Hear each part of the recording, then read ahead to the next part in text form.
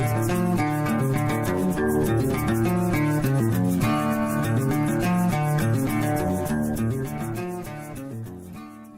you so much for coming. I'm Emily Wetherall. I'm a member of the board here at North Branch Nature Center, and I'm just delighted to be with all of you. This is an event that I look forward to now, I think, for the third year in a row, but I think this is wonderful that we've made it an annual event. It's going to be a fabulous evening of reflections and celebration of nature through spoken, written, and musical arts. And thanks to Orca Media over there for recording this evening's program. So I just have a couple of things that I'm supposed to mention before we start. First is a land acknowledgement. Year after year, the North Branch Nature Center community members, young and old, we welcome spring in the fields and forests on the floodplain of the Abenaki along the North Branch River. You may have heard that North Branch Nature Center is turning 30 next year. That's a very big milestone for this organization, but we recognize that that's just a blink in the eye in contrast to the thousands of years that the indigenous stewardship of this land has been here. So what an honor to be celebrating all of that here tonight. The second thing is we have a sound system. This is very exciting. So if you're not able to hear, if you can kind of raise a hand, and that will give us the opportunity to, I'm getting a thumbs up or not a raise of hand, okay, good. That will give an opportunity for our presenters to be able to, we can turn that up a little bit, and then all of you use the microphone. There's going to be a brief intermission in the program. I see all of you have the lovely program that we have here. So you can see all around you, you have some beautiful artwork of slimy, scaly, slithery art that's here. If you want to purchase these pieces, there are, in addition to this artwork, other, I believe some of the prints and cards and a book. Oh, books. A book. Scudder's poetry book. And okay, thank you, sorry. And CDs, I believe, as well, out there. So there are North Branch Nature Center staff that are here that can help you with that during the intermission out in the entryway there. Also, tonight is a fundraiser for the North Branch Nature Center. So just first, as a board member, I just want to thank you so much for supporting this amazing community resource that we have here. What a wonderful way to give back to our community and all of the children and adults that come here and benefit from the North Branch Nature Center. So thank you so much. We are in the middle of a membership drive, so if you're not a member yet, I would encourage you to do that. Before I turn the stage over, there's one more thing that I have to do. There's an upcoming panel discussion and tea that's focused on planned giving. So if you're valuing nature-based education, the stewardship, the community that North Branch Nature Center brings, this is a great way to make sure that that's going to be there for future generations. It's on May 3rd. We're going to be joined by a planned giving advisor from the Vermont Community Foundation who's very experienced in financial advising, and a local attorney that specializes in estate planning. So if you're interested in doing that, I would encourage you to come on May 3rd to learn more about planned giving. 5 fabulous members of the Central Vermont community and longtime friends of North Branch Nature Center are here to share their beautiful art with us tonight and their deep love for the natural world. So please welcome Scudder Parker, Brian Pfeiffer, Angela Patton, Ruth Einstein, and Dee Davis. Thank you so much.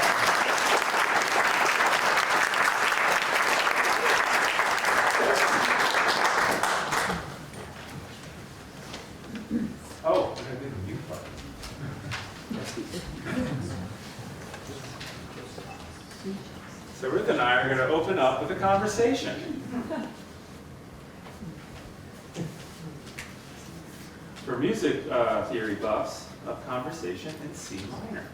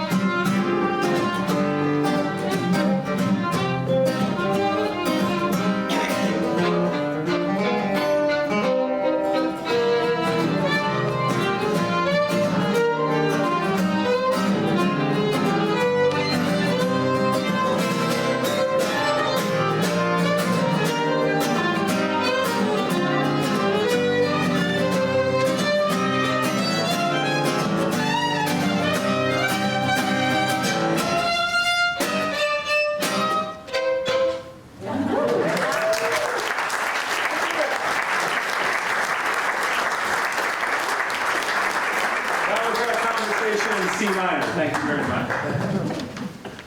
Now we're going to do a song, and we're going to get a photo up for Scudder, because we're going to do kids. Is this a photo? Okay. We're going to transition into Scudder's poetry, because he's going to say a poem about kids. This is a song called Kids, because kids are awesome. So I wrote this song when my sister had her second kid, and then, you know, like 15, 20 years later, I had a child, and I don't know if I would have wrote the lyrics differently.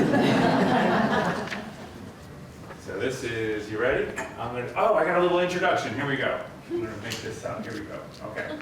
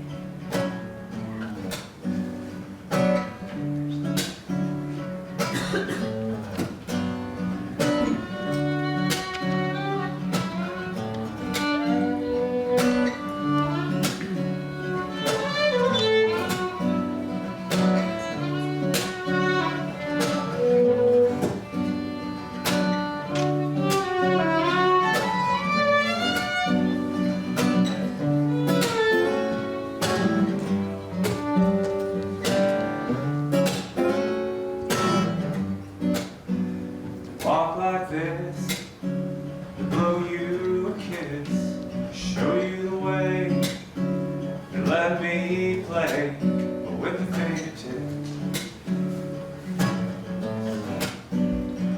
Like this, then I find reason to believe. Why behave like this, like this? You give me something to hold on to. You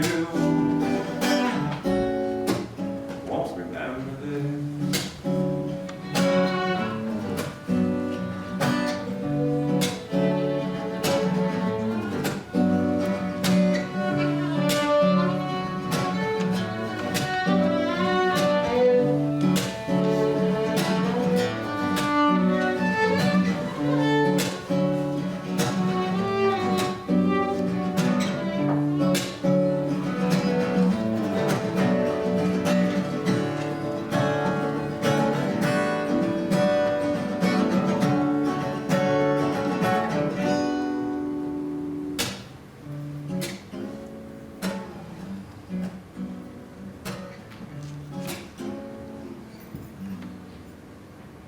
A little kiss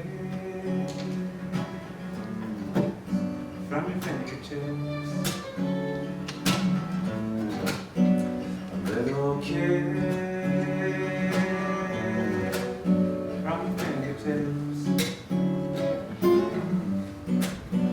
A little kiss from your fingertips. A little kiss from your fingertips.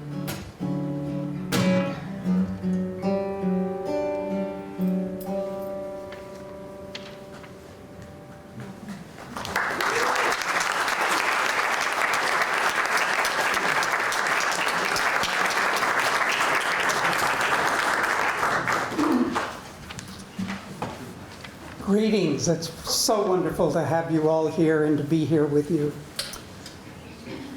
Dee, that is an expression of the way the world looks back at us. the way something comes from the world and touches us. This is a picture I took when Susan and I went out on a diligent hunt for a rare species, and I can't remember what species it was. And we never saw it. But this is what we saw. And this is the poem at Waterbury Reservoir. And it's called Original Wonder. Here before us, white birch stems, trunks of feathered pine, bare hills, even perfect puffs of cloud, rest or parade across the morning's still expanse of water. If I went out in my small boat, hoping to touch, this world would merely paint itself on every ripple of my visit, not hesitant at all, in its own way, generous, persistent. I'm supposed to do an introduction, and it's hard to talk about all the wonderful things that we love and care about and celebrate here, and not acknowledge what's going on in the world around us, at least to some degree. So I'd like to begin by just taking a moment and just in silence acknowledging what our country is doing in the world to other people, to its own people, and to future generations.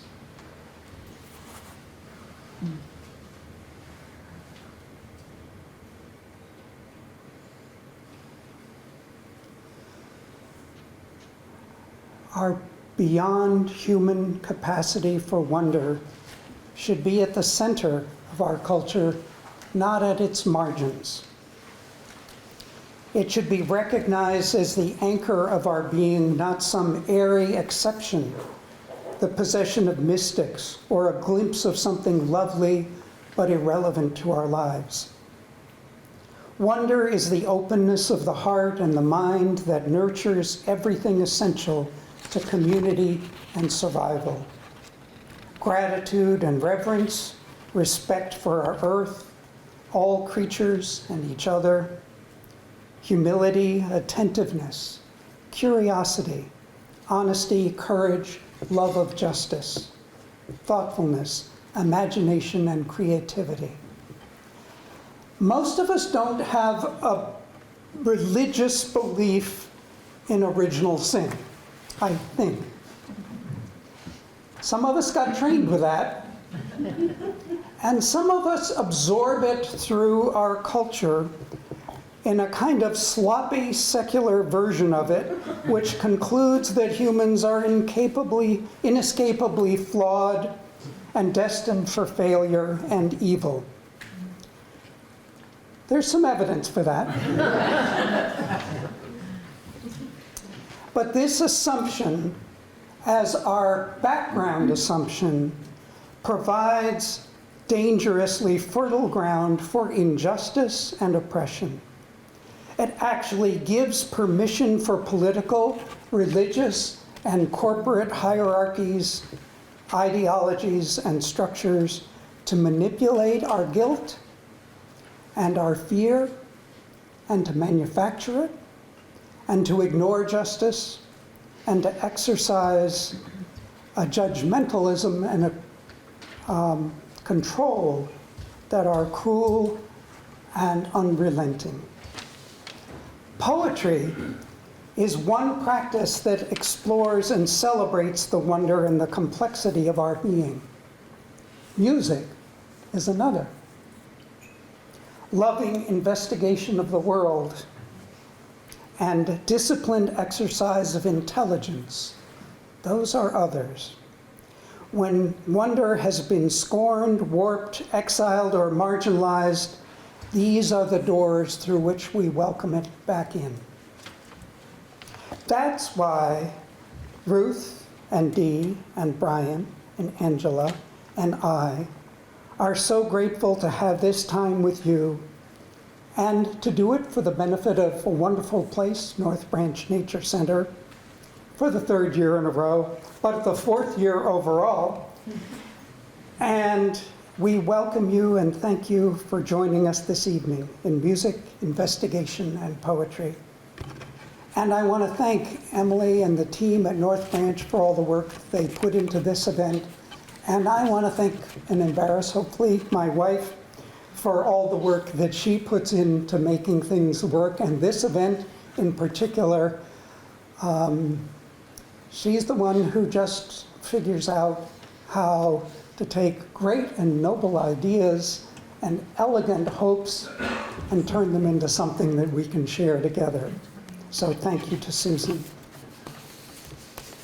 And this is a poem called Beloved. Our second spring in Hardwick, I was 16 and lusting hopelessly after Jackie LaCour. I wasn't supposed to fall in love with a Catholic because they'll make you raise your children for the Pope, my father said. So when I offered, half joking but full of hope, to give back her pictures if she paid for each one with a kiss, and she said yes without hesitation, I panicked and sent them to her in the mail. Every Sunday, my father stood in the confidence of his black robe, poured the unction of his words over the congregation. I watched from the choir faces like familiar rocks along a shore, part waiting for, part submitting to the tide. His determined giving began 3 years after the fire claimed our home. His father, he started preaching like his father, and steadily God mushroomed in our family, finally moving in like a determined aunt who used to visit only occasionally, but now had come to set things right. It was a weekend in that second spring. I was in the house alone. I woke, senses quickened, heart thrilled, with an astonished patience. A sweet taste haunted my mouth. It fed me like no food I had ever tasted. I am at home in this beloved body. Sudden, simple, perfect knowledge, not insistence. Joy and sadness were inseparable, the stir of promise, hands full of blessing, because all of this is us. What was I to do? I had no language for this day's waking. I took it for belief instead of knowledge. I draped it in a white robe called conversion. I don't remember the pictures clearly or how I got them. Black and white snapshots of girls I knew clowning at a slumber party. Jackie stopped to thank me in the hall at school, standing close to thank me for them. She smiled, said she wanted to be friends. Suddenly there was no danger. Taste of her lips, shape of her breasts, went with her as she left. I began to think I could survive under cover of goodness. I felt for the first time the holy promiscuity of saints, a yielding, terrible, and all-consuming that's both delight and its own flight. That summer, she went out with Ernie LeMay. It seemed like power to take fear, train it to be generous. They seemed to love me for it. It felt pure. I needed something pure. I never thought of it as sacrifice, but for the first time, I could taste the metallic residue of longing.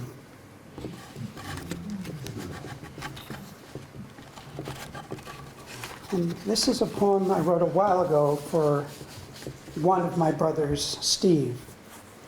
Yesterday, after the storm, Sleeper's River ran brown and greedy with our earth, churning down into the Passumpsic, gravel from Goss Hollow Road, clay from the bank on Burrows Brook, where shrubs never managed to grow, leaf mold from a logging track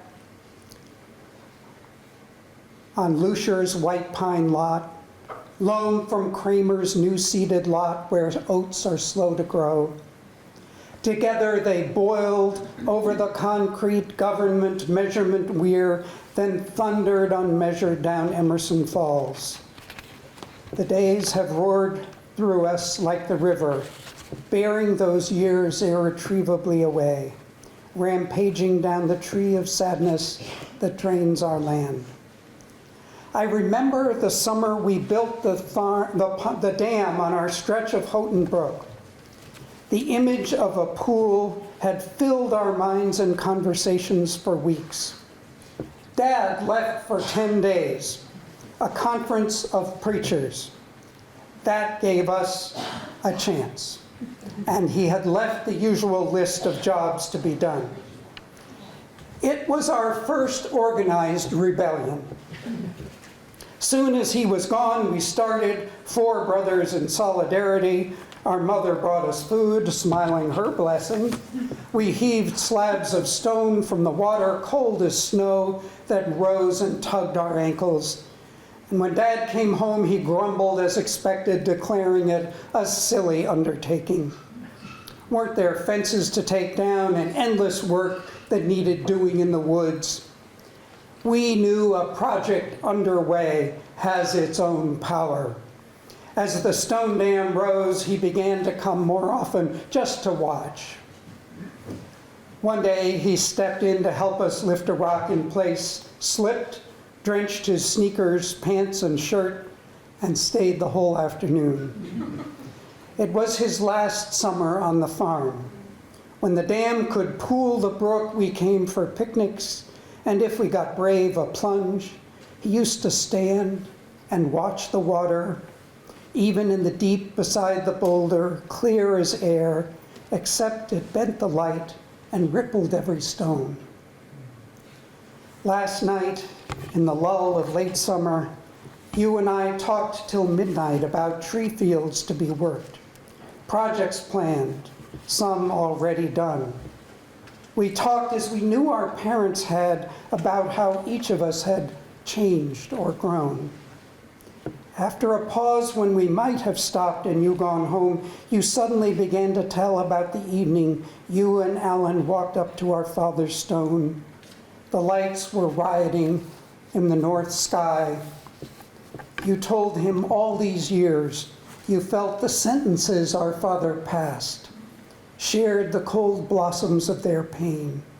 You said it was these years that made you brothers, your voices small as you shivered beneath the frail light of the stars.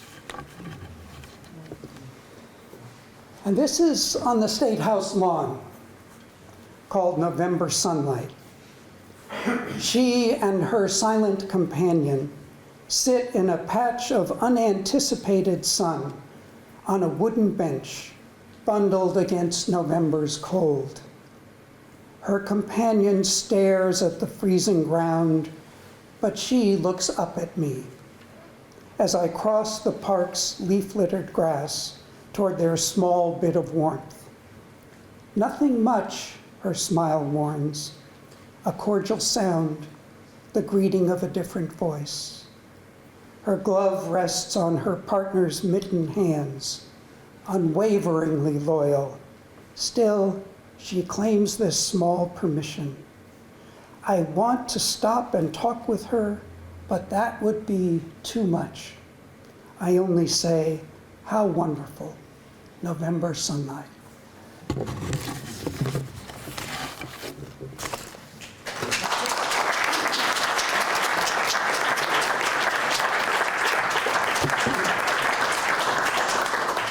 Oops, can we lower this down?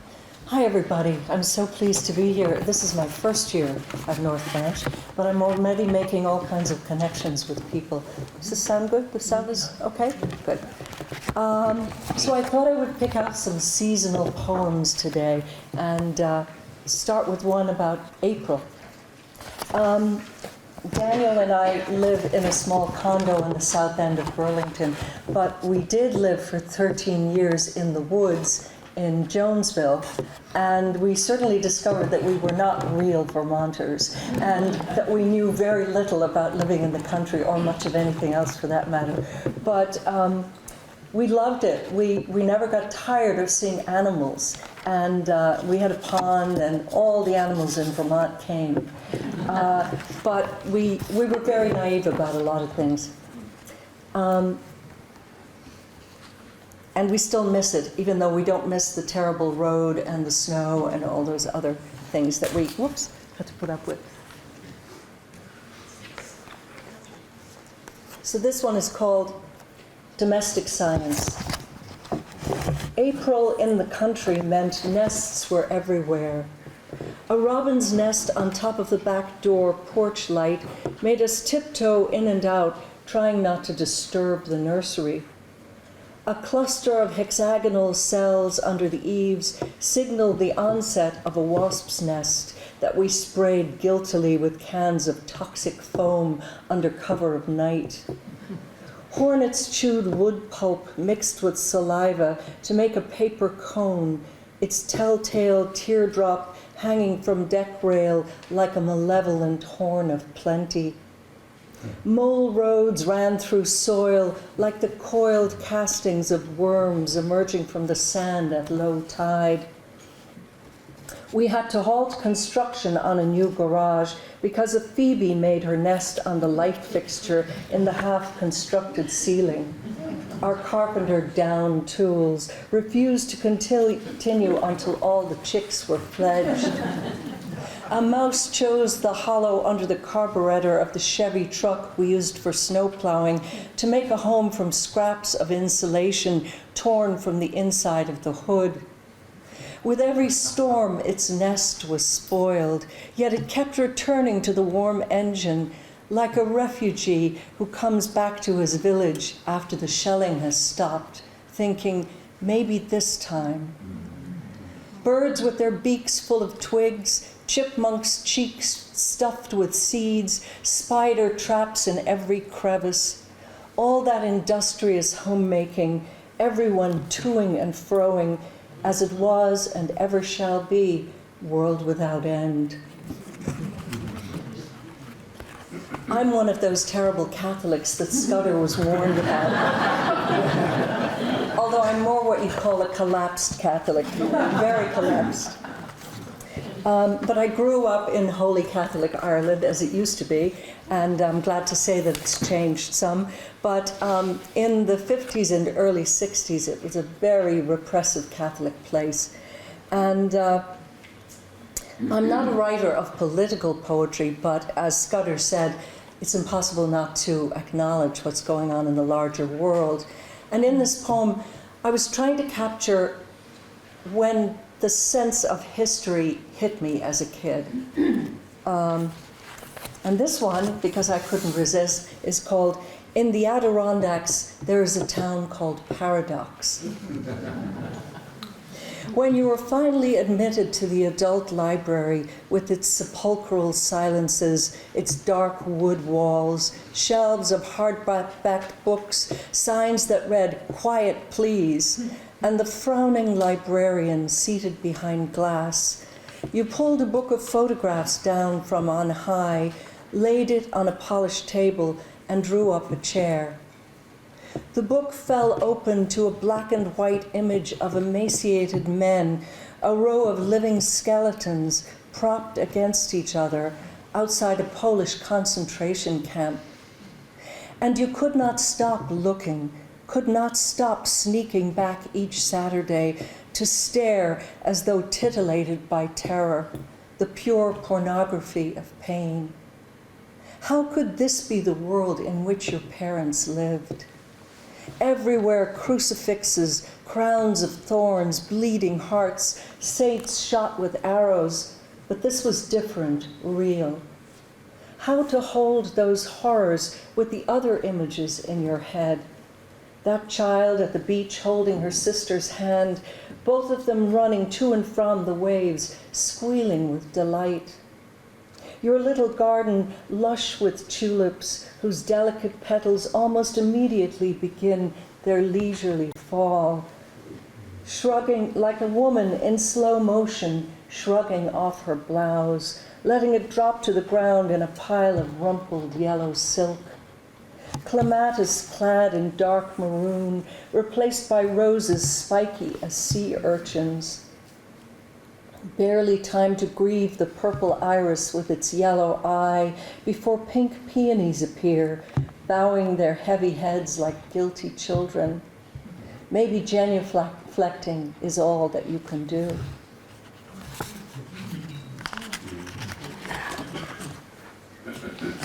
Here's another springtime poem. When I was teaching at UVM, one of the banes of my life, and I'm sure I wasn't the only one, was students on cell phones. God, they were awful. And it was almost impossible to get them to put down their phones, to talk to each other or pay attention. But this is actually, it's called Springtime at Starbucks. It was actually a Starbucks in Needham, Massachusetts, where my son lives. In the mid-afternoon gloom, a clatter of girls busy ignoring each other, thumbs like butterfly wings fluttering over the faces of their phones. Nearby, a man sits spellbound by the eerie radiance of his laptop screen, fingers flying over the keyboard, faint, faraway smile curling his lip. Across the street, the trees are glorious as geishas. They shake out showers of blossoms like bridesmaids tipsy after too many champagne toasts. I'm remembering a night in the Bowery when we turned a corner and there was lamplight and merengue music pouring from the open door of a cafe.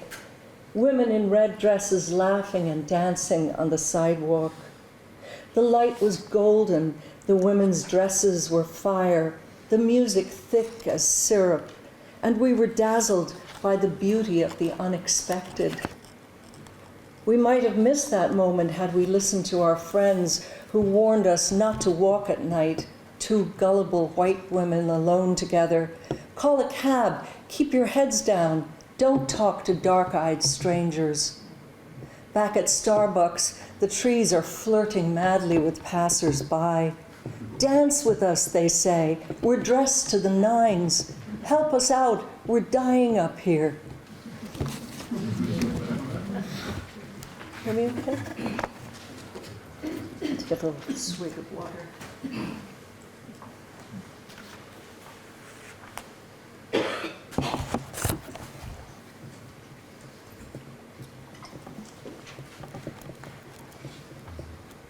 This one's called Soundscape of My Ear, and the epigraph is from Robin Wall Kimmerer, Braiding Sweetgrass, which I'm sure some of you have read.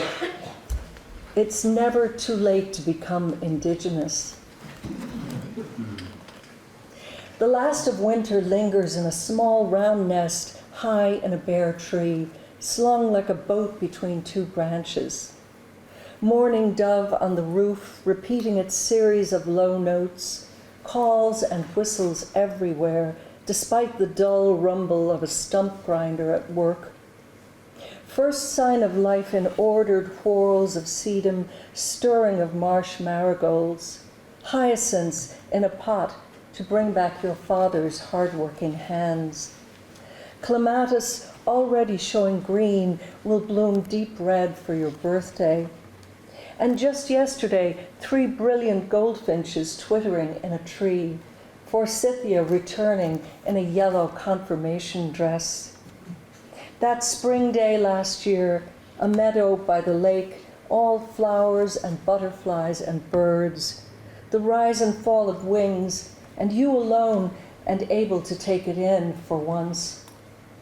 There is no repairing certain sadnesses, that series of disasters in the past. Everything is driven forward. There is no saying no. Let's see. I was a very foolish a daydreamy, bookish child, and my mother always told me that I was easily led, among many other things. And this is a kind of belated response. It's called Why I Would Like to Be a River. Because it begins as a whisper in a lonely place, high up among the bracken and the sedges, unnoticed, trivial. At first slender as a girl collecting sallies in her apron, a river swells with rainfall, shrinks with drought, may slacken to a stingy trickle or strengthen to a torrent.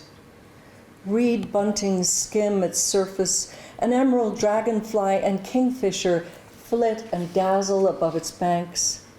Its voice is never jabber, only song. A river may appear impressionable, foolish, easily led, and yet, if turned aside, will in the end come round to its intended course. It cannot be contained by fences, ditches, levees, dams, leaves everything it has ever owned behind it in the past. It runs its own way home, holding a kiss in its watery mouth. I think that's enough for now. Thank you so much.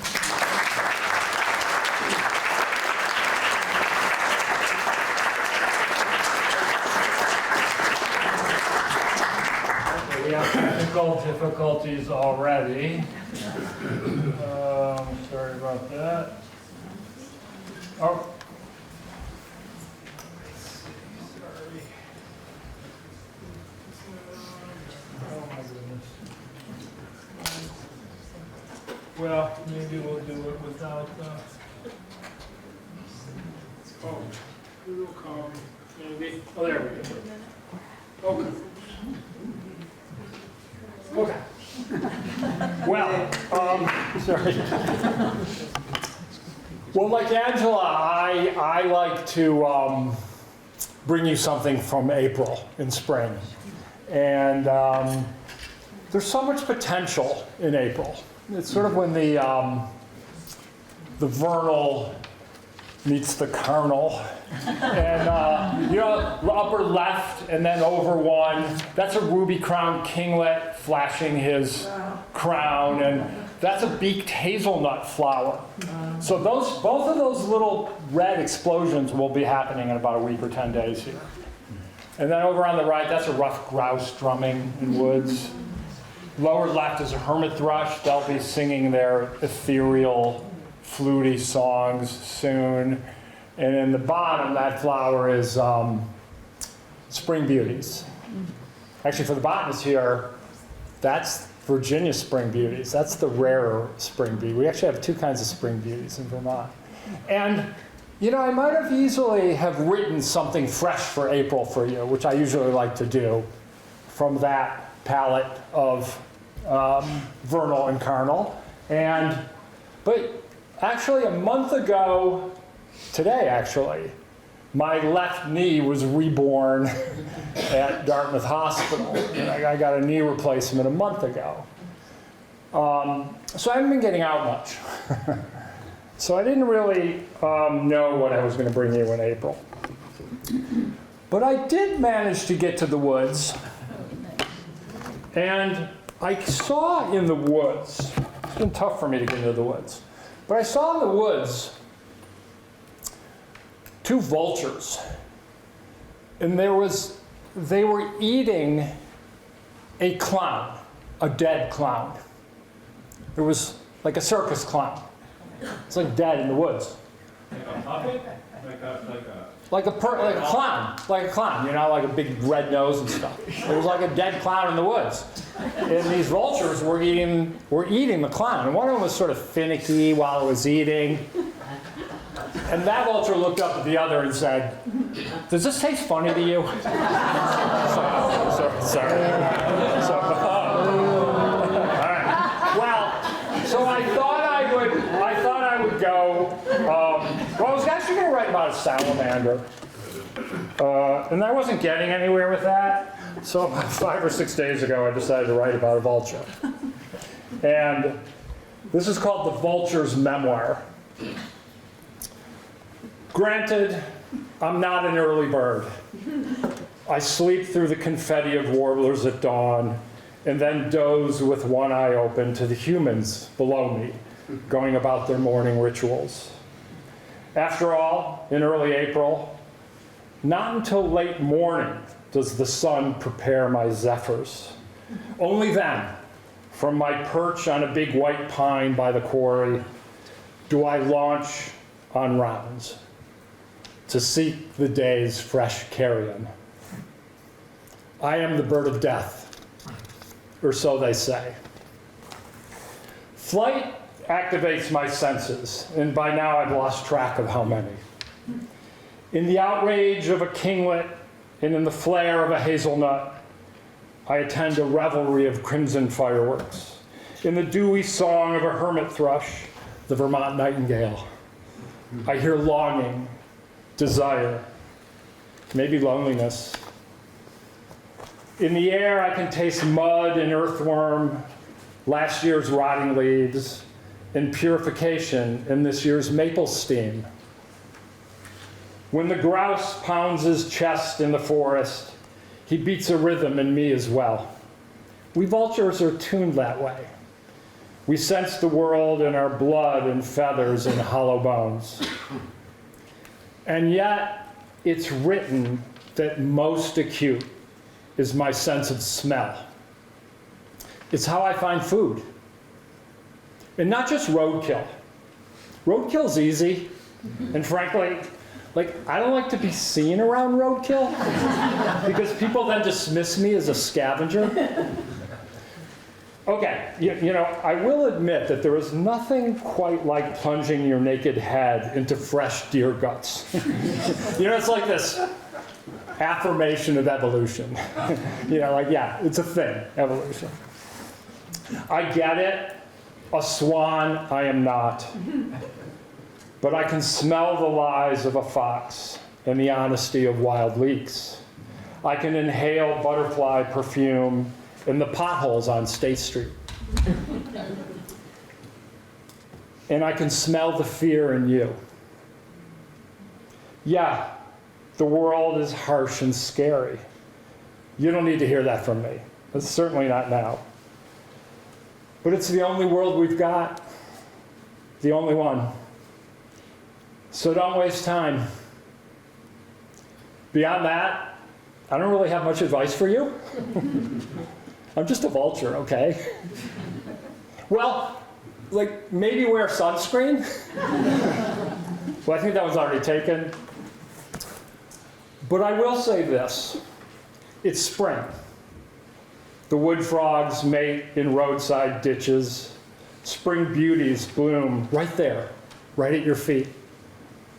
Children laugh in the schoolyard. Don't miss any of it. You've got common sense and senses of your own. Use them.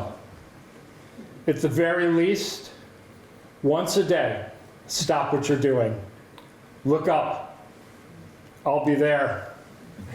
An ugly head on tender wings. A messenger. A reminder. I'm the bird of death, or so they say.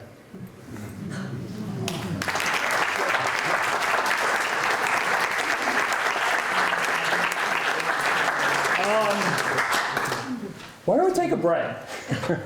That's probably, music. We're going to do music and then we'll take a break. Oh, yeah, sorry, I forgot that part. Yeah, we're going to do music, and then we're going to take a break, and maybe I'll mention a little bit of things you can do during intermission. Good. Other than music. Sorry. Should we do that now? Yeah. There are books to buy. There are refreshments. There is art to look at, as Emily had mentioned. If you haven't had a chance to make your donation, you can do that. Do that, I suppose, at intermission. Anything else I'm forgetting? We can They're- schmooze. They're wonderful people to talk to. Oh, yeah, we can schmooze. And we want to welcome so many people from Chittenden County who came over. Yeah. So try to make them feel welcome. So Yeah, they'll stay. Okay.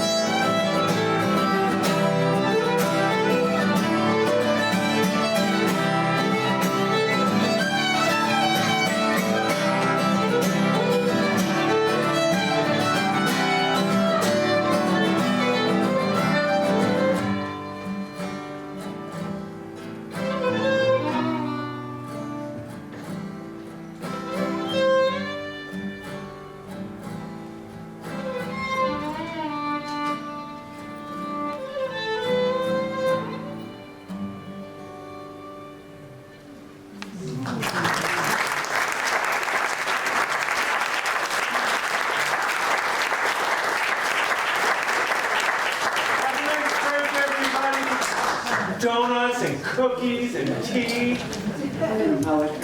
And when you come back, we'll start it with music, and then we'll do the same thing, and then we'll end it with music.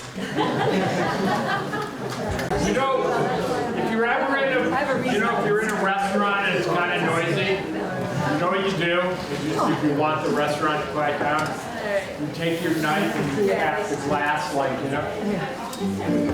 And there's got to be a bride in the room that kisses her. But the whole place goes like. Okay, why don't you maybe. and then the bride and groom kiss each other. You're exactly right. All right, ladies and gentlemen, what's the best way to start the second set? I think you need to whistle.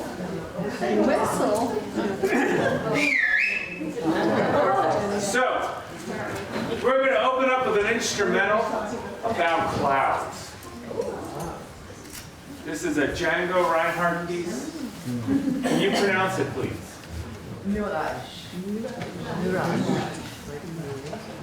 Have a good time. Second set is now going to begin.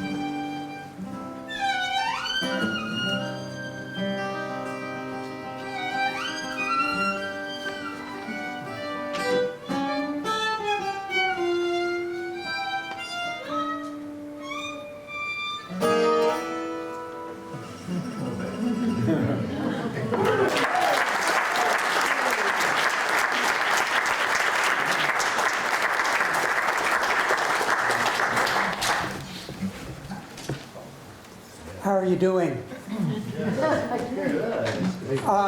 Anybody meet anybody new?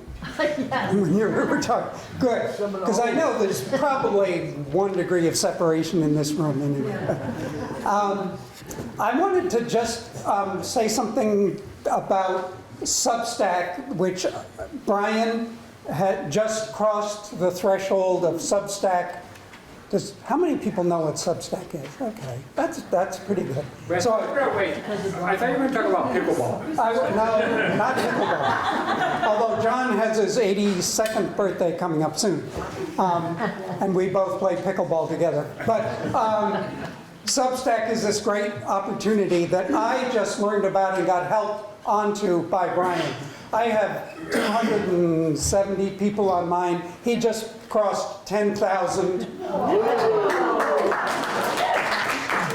And just to put it in perspective, I saw a picture of a young woman showing hogs.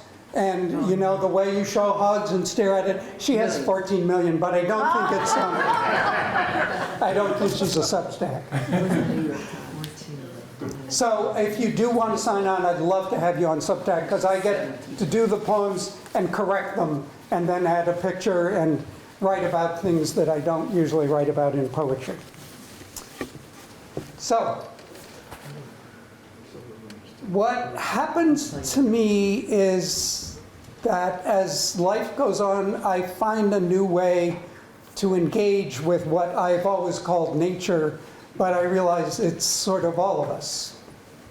And I stop and I resist the temptation to think about nature as this lovely place we escape to, because it's also the lovely place we're destroying, but it's also at our heart and at our center, and we need to see it and relate to it and connect to it as our home and our companion. So these poems are more about that. This is called Learning to See. I haven't yet learned to see with the wide, unblinking sight of a summer meadow, though I have lain down and tried. At best, I kneel close, pry past stalks of grass, frailing curled hair of last year's slender fronds, to paths of industrious beetles, corridors of voles, tunnel doors worms keep opening in soil. I don't watch, patient as a fallen tree, while vernal pools collect in spring, but feel an ache at snowmelt and go visiting. I see naked salamanders swim, jail eggs. Next visit, all are burrowed in ground-hugging leaf mache. Life, old and new as memory, thin white fungal threads gently weaving through. And this is for my grandfather, who I think found nature as a place to vacation. What is it that keeps, he was a retired minister most of the time I knew him, from the Emmanuel Church in Hartford, Connecticut, which, Tom, you said you lived nearby, right? What is it that keeps these things in place? Nails holding to their one instruction like a law, bolts on the old plow, frozen in tight furrows of steel by a consecration of rust. Cables on the bridge, twisted into place, fused so long ago, the eye just sees a line at rest. Foundations that never even grimace. My grandfather was like them, full of dogged, invisible commitments it seemed dangerous to question. If we did, he was confident about their merit, though unable to explain why they were there. We learned, as both his wives did, to work around them like the heaviest furniture. He offered the comfort of having something predictable to complain about, as though that was an obligation satisfied. He held his torso like a cage of iron, wore old suit pants working in the garden, arms thin to memories of muscles. There was little in his life that still seemed to need a decision, so I loved his inconsistencies, the rich chocolate that repeatedly cured his hay fever, an ancient refrigerator that froze and thawed at will, and a black Labrador, neither of which he could control or would abandon. He always brought us last month's Time and Newsweek and a half-gallon of Seal Test chocolate ice cream sitting on the back seat of his black Ford, even on the hottest day of July. These pages don't turn that well. When I was 10, lying on the dock at Sunapee, watching the shadowed water where huge fish swept back and forth like cats against the pillars, he was hoeing in the garden. I heard him roar and turned to see him chop a row of beans and a garter snake frantic to hide in them. That evening, my grandmother told me they were planting corn when their daughter, Helen, only 2, fell from the dock. The water never gave her spirit back. All during the war, she said, he used gas ration coupons to drive up from Hartford weekends in the summer, defying the government to keep the weeds and demons from his victory garden. And this is just for a heron. It might be that the fish call to the bird for their release. As the water heats down to green rocks, to purple shade, as red gills fan harder, the firm grip of the water slackens, and the single muscle of the self begins its slow forgetting. Every day, more white bellies stare back at the fierce eye of the sun. The danger of the shallows summons the survivors. Black silt, a cool trickle from the swamp, the place of miraculous disappearance. The heron is there to welcome with acts of clean deliverance. It rises to the refuge of the tallest pine, waits for the man to go, gripping the frail spikes, poised to resume its works of mercy. This is called respect. It really is important for me to keep finding new ways to be present in the world around me. My friend whose deed declares that these woods are his has found a path that wanders among boulders, slopes, vernal bowls, trees tall and thickening, trees slumping in demise, a trail so subtle he's tied red plastic tape on twigs to guide us. Ownership, he said, means duty. So he welcomes exploration of a common home. My dog accompanies, sees mostly with her nose, agrees. Ancient gray-green lichen, even older mosses coned like spruce fir forest, viewed from aloft. Hosted on rotting, rust-red logs. One smooth shoulder of a massive buried boulder, slicked with moisture from the saturated air. Threads of fungal web erupt, slow yellow flame of golden spindles everywhere. Gnawed buttons of bright red, purple woodland coral in a mossy bed. A disk of forest floor has lifted, leaves, twigs, offered as if on a dinner plate. Surprise tutors me to silence. When did I learn to live inside a bubble, not as a lens? The sky on our way home pretends to be dark, gray, but is filled with hints of pink, cerulean, lemon, lichen green. Sly, how it keeps its colors close, not letting me pronounce it lovely. And then finally, after some midlife changes, this is the poem that sort of summarizes.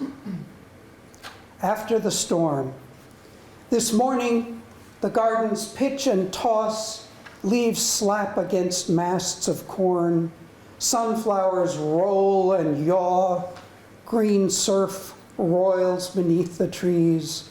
On the road to town, dodging new gullies, the tumult of boulders barely held back on either side, I hurry through like Moses. Home with my parcels, the lawn still rocks like a troubled harbor. I knew it would come to this. Everything solid, just a raft of habit. Only a timid heart demands an even walk. No choice now but to roll and sway with the deep impossible. The soil laps impatiently at my feet.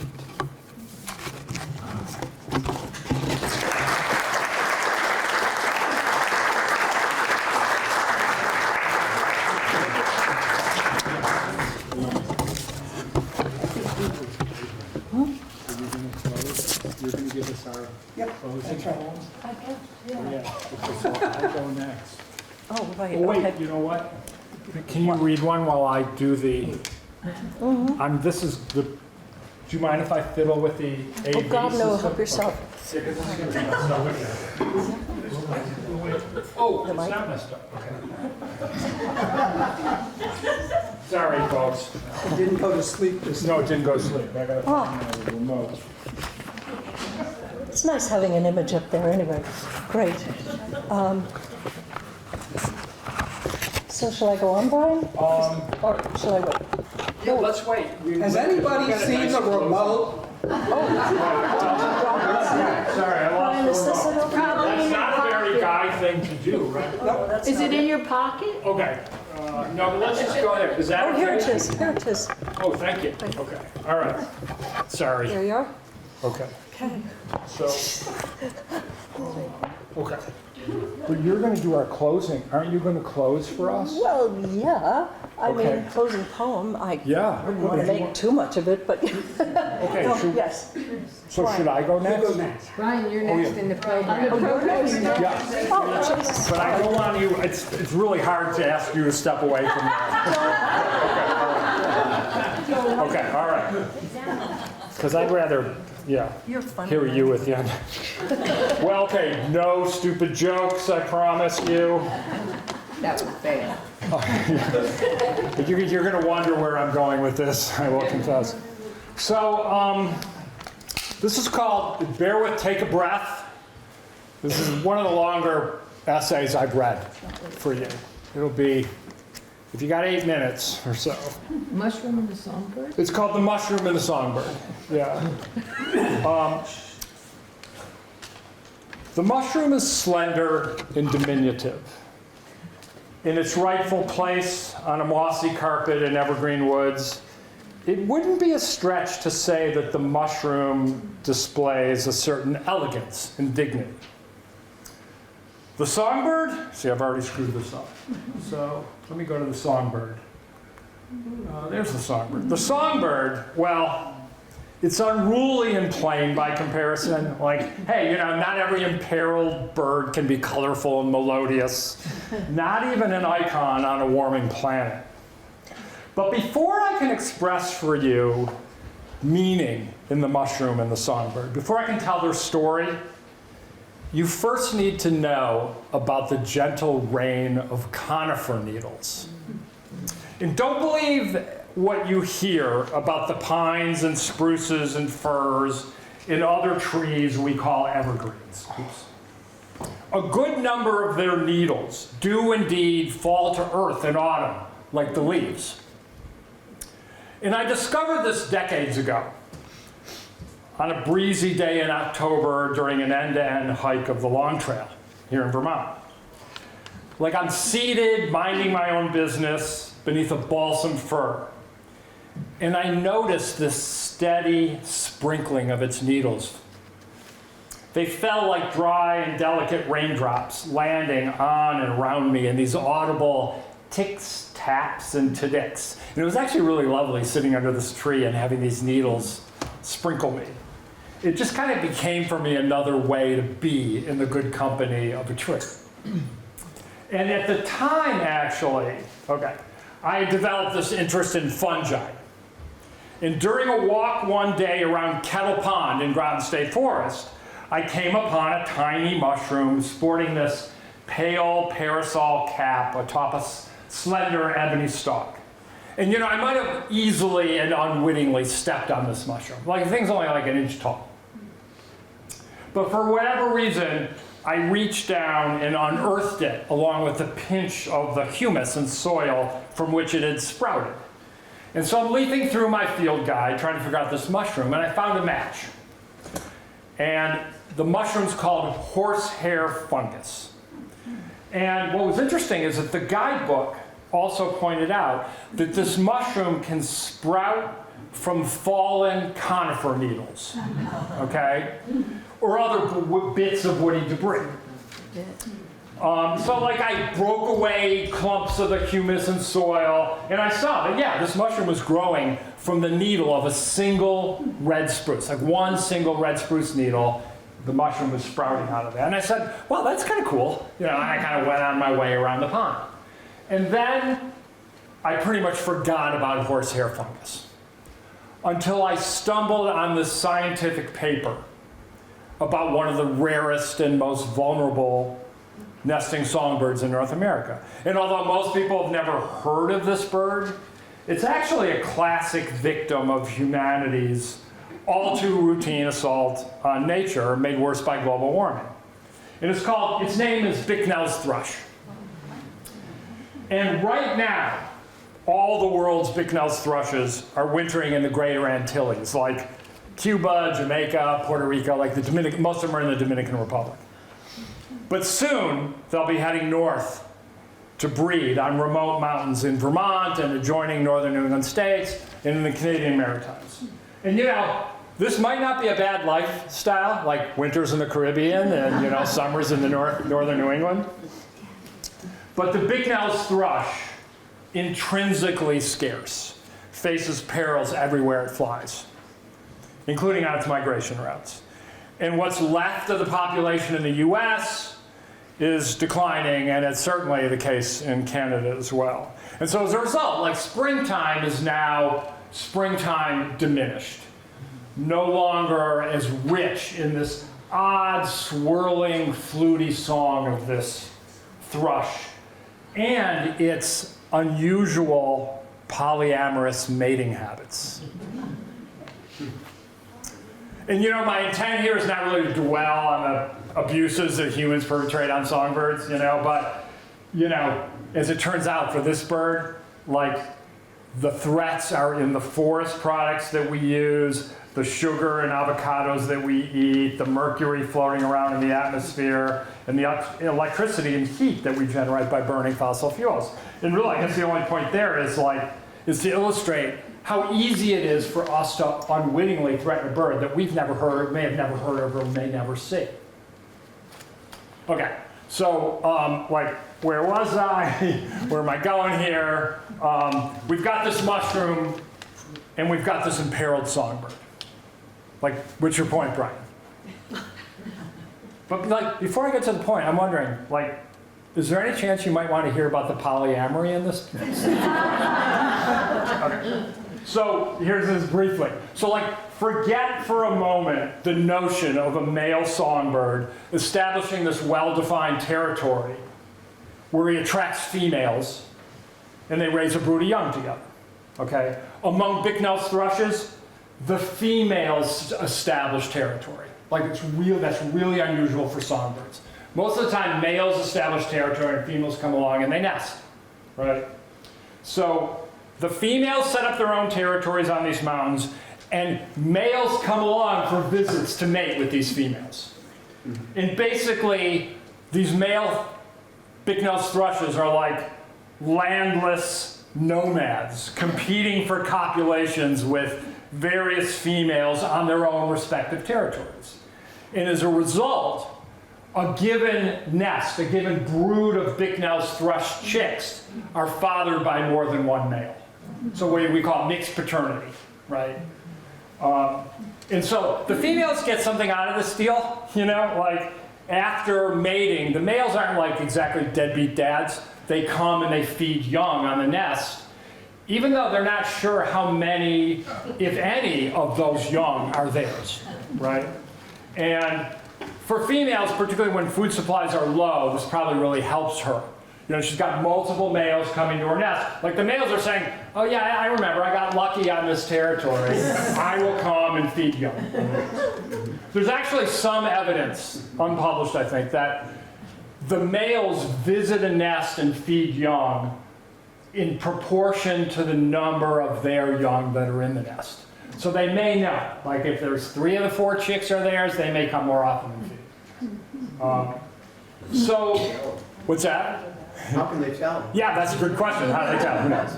So how do we know this? Like, while conducting research here in Vermont on Mount Mansfield, some of my colleagues at the Vermont Center for Eco Studies, they also noticed, they were figuring out this mixed paternity stuff, but they also noticed that Bicknell's thrushes line their nest with these like wiry root-like strands. And biologists studying the birds, like almost 100 years ago, they also noticed these wiry strands in the nest. And they really didn't know what they were. They didn't figure out what they were. But the biologists nowadays, they did. They figured out what these wiry strands were. And as it turns out, one of our rarest and most imperiled songbirds lines its nest with a diminutive and elegant mushroom that grows from the tips of conifer needles. Horsehair fungus. Why? No clue. You know, like maybe the mushroom, and it's actually these root-like components of the mushrooms called rhizomorphs for the mycologists here. They have antibacterial properties maybe, or maybe they're just a comfortable nest lining for the birds, right? But you know what? Doesn't matter to me. Like, I don't need a reason. Because you know what happened last fall? Somewhere near the summit of Mount Mansfield, a Bicknell's thrush, before leaving for the Caribbean, landed on the bough of a balsam fir. And one of its needles fell to the mountain. From that needle, this year, there will grow a tiny mushroom, only to be snatched up in the beak of a Bicknell's thrush, building her nest and beckoning those randy males this year. Everything's connected. It's one of nature's cliches. And it's a good one. And I'll maybe take it one step further. Everything matters. My baptism of fir needles decades ago on the Long Trail, a chance encounter with a little mushroom at Kettle Pond, a vulnerable songbird, soon to be on its way north from the Caribbean, a balsam fir growing near the summit of Mount Mansfield, and even just one of its needles in the autumn breeze, falling ever so gently to earth.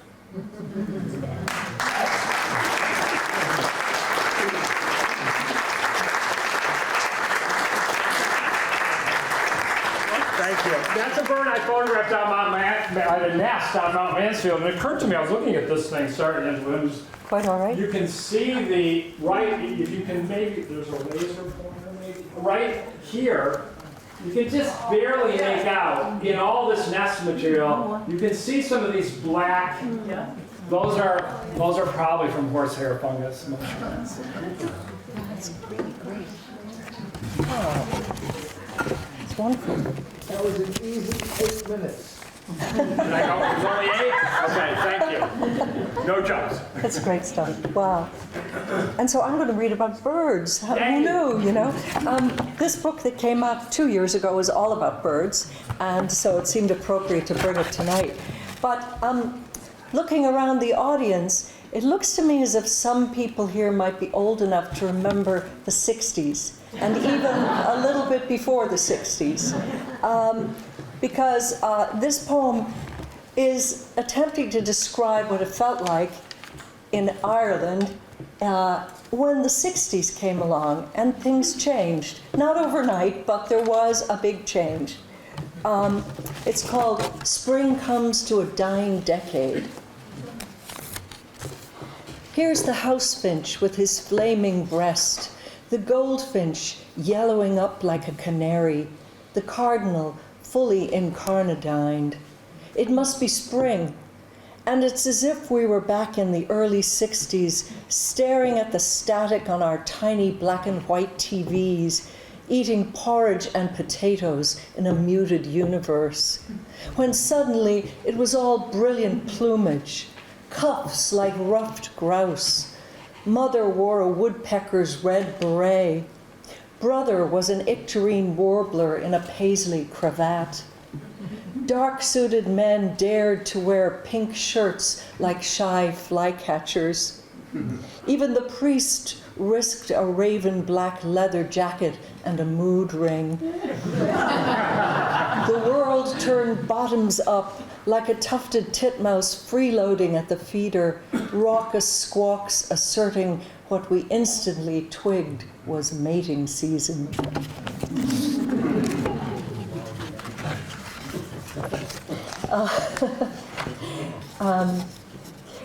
My father, on a more serious subject, this poem is called After Cataract Surgery, which I had several years ago. But my father lost the sight in his eye when he was a teenager after being hit by a priest at school. And it's a terrible story, and one that I wrote about in detail elsewhere, but suffice to say it had a major impact on him and on our lives growing up. And I thought of it when I had cataract surgery myself.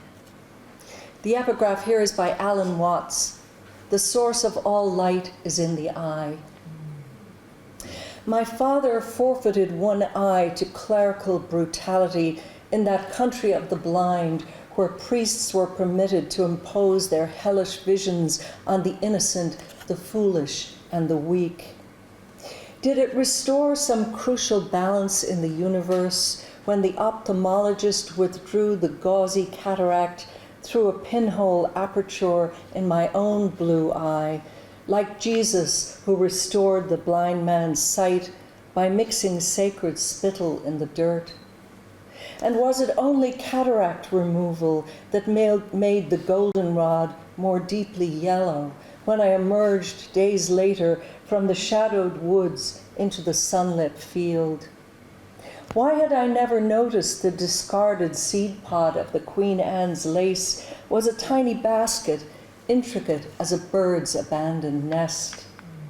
The monarch on the Joe pieweed opened and then closed its wings, quivering with excess of love, like a Victorian lady fluent in the language of fans. How many of us with two good eyes reduce our world view to a small rectangle, gazing at our palms like children peering through the windows of a dollhouse? Lots of stories. I grew up on stories. Mostly my mother told stories, but my father was good at making them up. She told about her real life. He made imaginary stories for us. Speaking of birds, we all have our prejudices, and I had to laugh at myself when I realized that I had prejudices against certain species of birds. So this one is called Speciesism. A gang of noisy grackles at the feeder bullies the small birds away. Fierce as Vikings, they dive bomb each other, Prussian blue heads shimmering in the light. Next, the starlings, black feathers cool as leather jackets of the jests from West Side Story, sporting vicious yellow beaks like dangling cigarettes.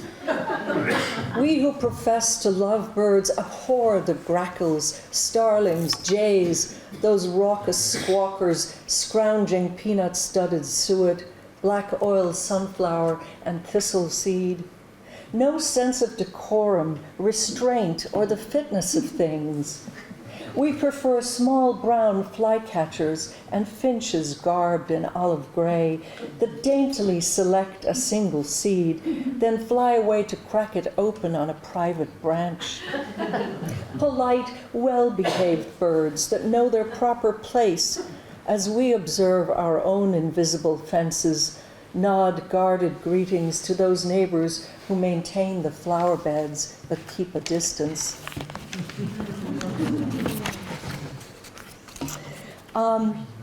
As I said, I grew up Catholic in Ireland among what my mother used to call the working poor. And we were always being reminded of our lowly stature and how little money anyone had. So when I came to writing poems about birds, needless to say, I identified with some more than others. This is the Whither the Ovenbird, it's called. And you'll understand it from the first line. Because I too come from a long line of nobodies, and he is a small warbler with insistent voice and inconspicuous plumage.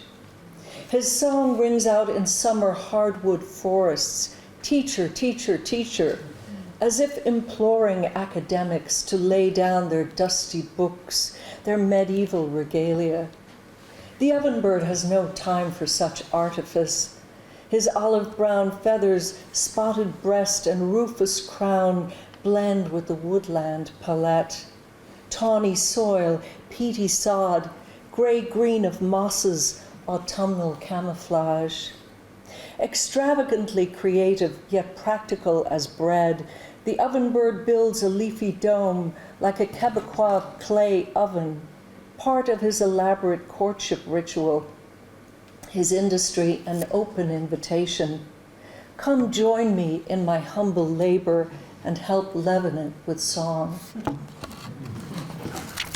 Whoops.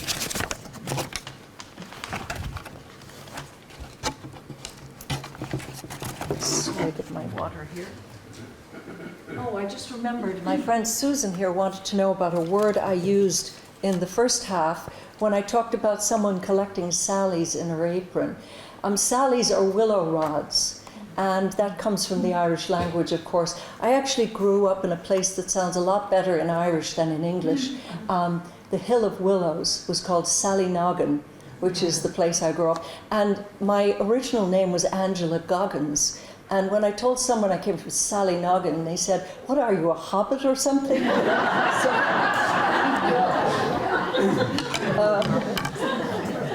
It is an odd sort of a name.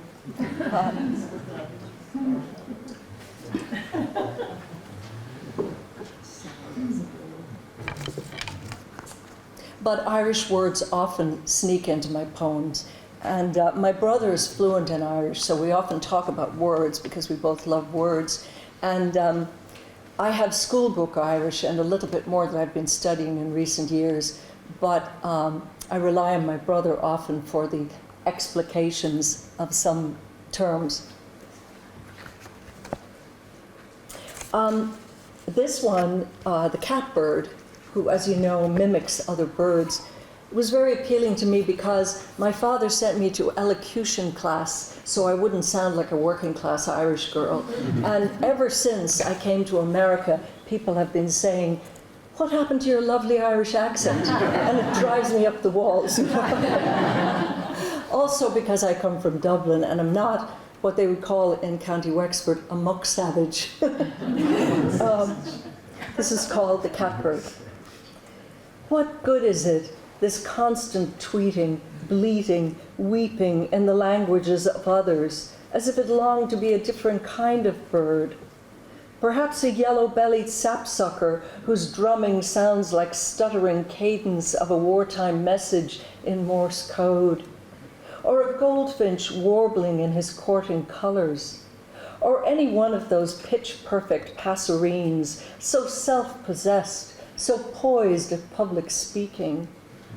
"I don't fit in," the catbird seems to cry. This series of impressions, this stand-up comedy routine, these whistles, squeaks, and gurgles are not a territorial device. Neither are they mockery, a secret. I am not contented in this costume. I never liked my given song. Hidden in the bushes, I listen to your myriad inflections, riffs, and jingles, like an operatic understudy, rehearsing in the wings, waiting for my cue to join the choir.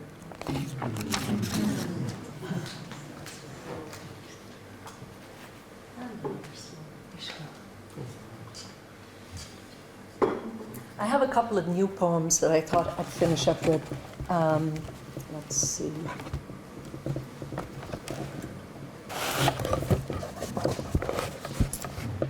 One of the things I've gotten obsessed with in recent years is medieval astronomical clocks in Europe. And it's a strange thing, but they are a wonderful combination of beautiful art and technical, scientific, wonders before the age of the internet or the cell phone. And they do sneak in here and there into my poems. Some of these poems speak about them more than others. But there's a glancing allusion in this poem. It's called Amaryllis. A gleam of sunlight on the thawing lake, sound of my spiked boots crunching over snow, then jingling like spurs on the salted pavement. Echoes of war in the faraway world, impossible to escape the images of misery on faces like mirrors of our own. Woodpecker above in the branches offers nothing but a black and white crossword puzzle for which there are no clues. The study of the story of humanity is not encouraging. Inventions like the revolutionary printing press, the wondrous astronomical clock, the windmill, wheel, and axle, in tandem with invention of the battering ram, broadsword, suit of armor, not to mention new methods of torture that swelled the crowds at public executions. In the woods, a tree with barbed wire running through its center and out the other side, remains of a man-made fence or barricade. At home, the amaryllis bulb raises its green blades, unfurls its blossom like colored flags, to complete its life's work, proclaiming beauty as a last resort.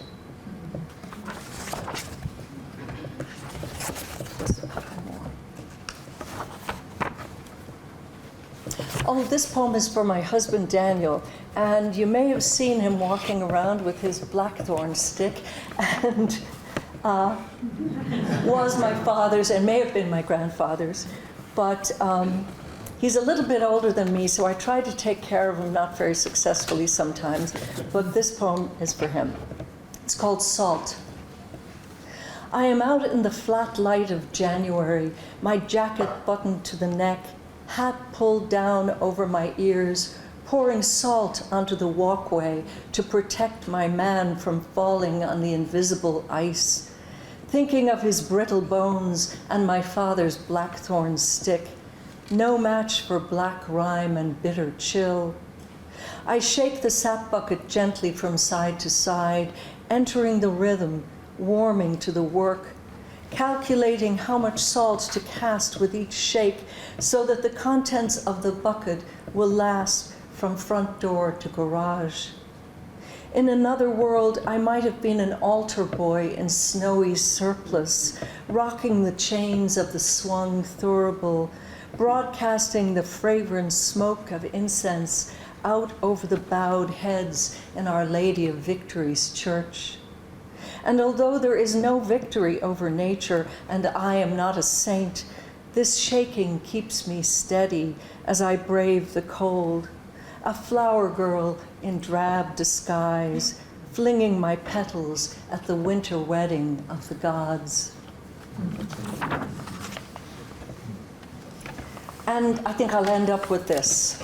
So, this is the last one. One of my favorite things to do in the summer is paddle my little lightweight Hornbeck kayak. I don't know how many of you have them. I know some of my friends do, but I love being out on the river, and the La Platte in Shelburne is one of my favorite places. So this is about paddling. It's called The River God's Daughter.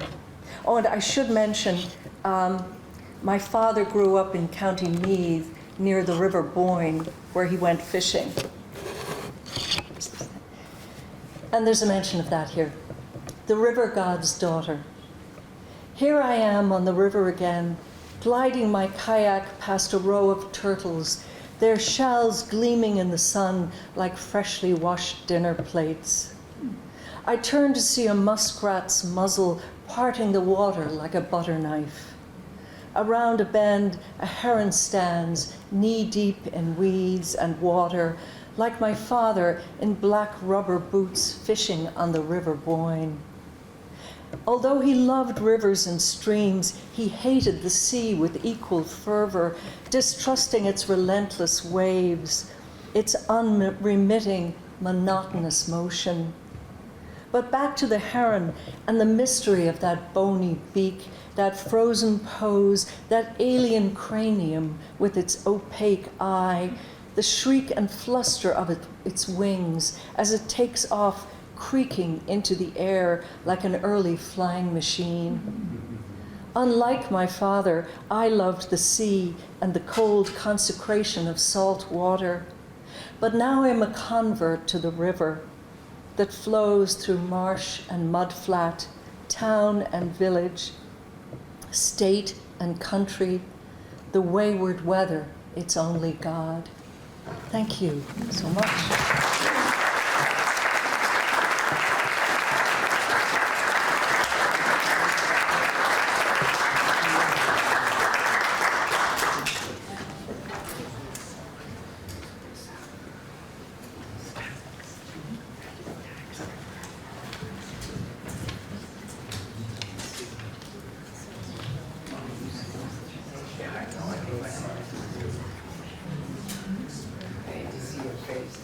Folks, one more round of applause for our wonderful program.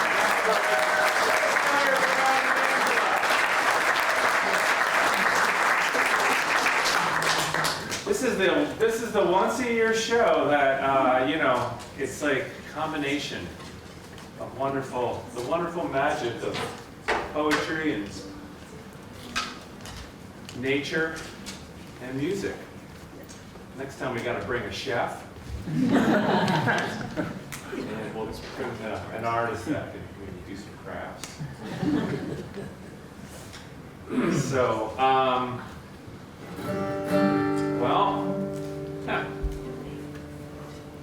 usually every year we pick 3 each, and I wasn't expecting to do this, but this is what it came up. I think I know the words, but I better have them in front of me just in case. I usually make up words when I'm playing live concerts because I don't remember it. But for this song, I don't want to make them up. You gonna sing along with me? Pardon? You gonna sing along if you know the words? If you know the words anytime, you can sing along, but definitely the last song. Yeah. I got a little surprise. Okay.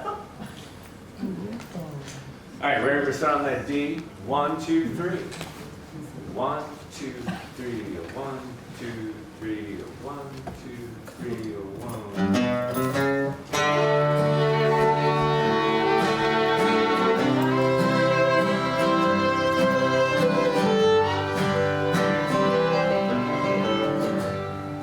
In South Carolina,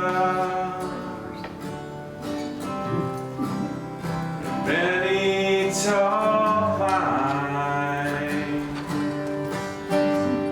I remember the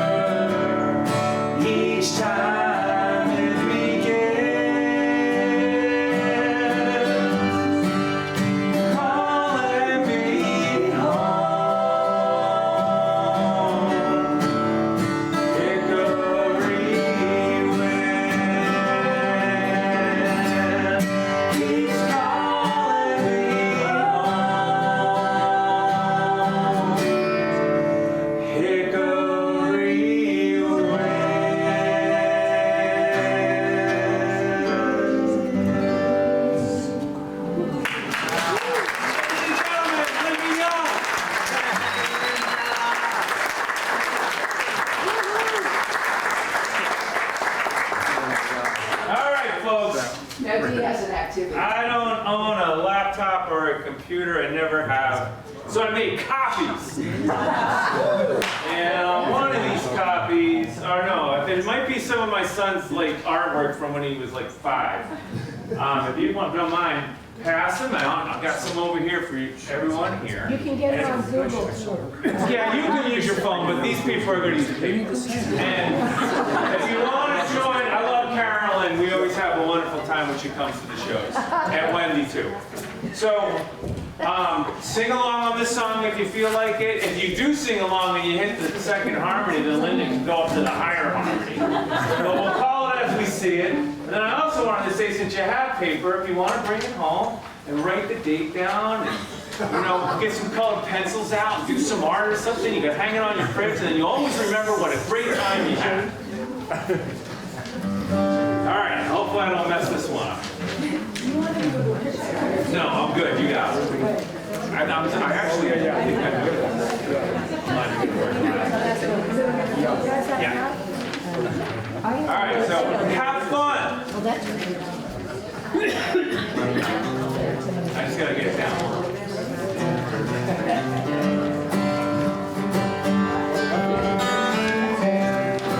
Nothing like the good old Grateful Dead to end the show.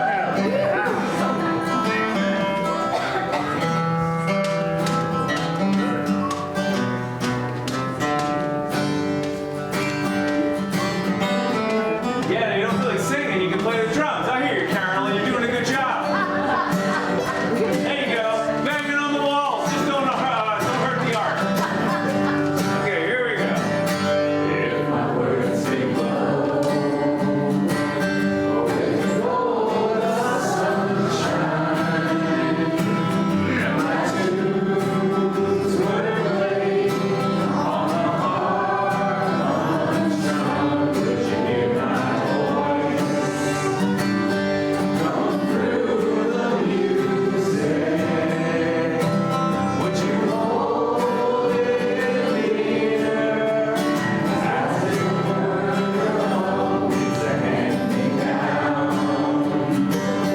The thoughts are rolling,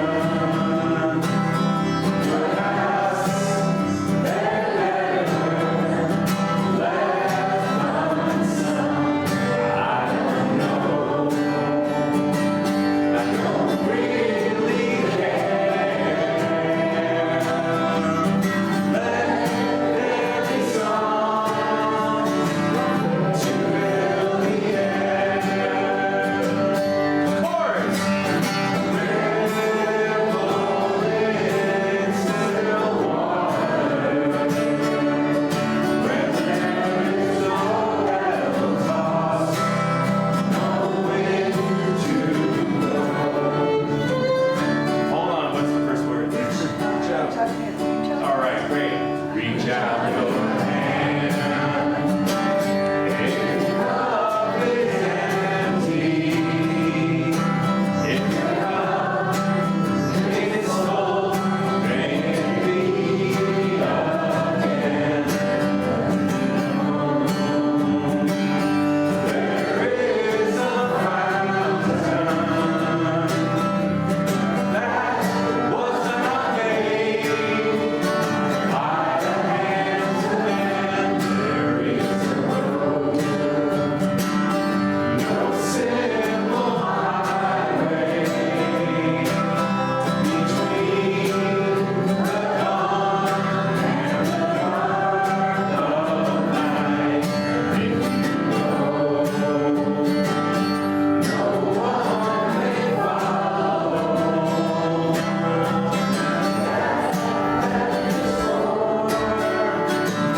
Your steps alone, rippled in still water, where there is no pebble toss, no wind to blow. I can see that. You who choose